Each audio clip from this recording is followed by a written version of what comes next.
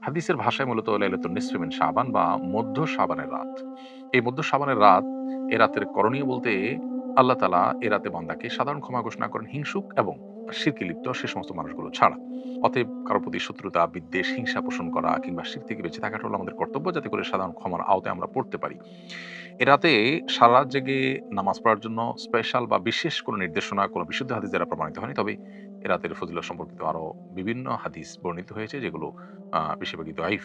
তবে সাধারণ ক্ষমার ঘোষণা সংক্রান্ত হাদিসটা গ্রহণযোগ্যতার লেভেল পর্যন্ত যায়। সেজন্য লাইলাতুল বারাত, যেটাকে আমরা বলছি, সব রাত যেটাকে আমরা বলছি, যেটা মূলত মধ্য শাবানের রাত হাদিসের ভাষ্য অনুযায়ী, সে রাতের ফজিলত এতটুকু আছে যেটা সাধারণ ক্ষমার রাত। অতএব ক্ষমা লাভের জন্য চেষ্টা করা প্রশংসনীয়। কিন্তু এর বাইরে মন গড়া অনেক বিষয় আছে যেগুলো এই রাতকে ঘিরে আমাদের সমাজে হয়ে থাকে। হালুয়া রুটি থেকে নিয়ে পটকা ফুটানো, আতশবাজি করা, অনেক দিনই প্রতিষ্ঠান আলোকসজ্জা করা হয়। এগুলো আমাদের কালচারের সাথে মিশে গেছে।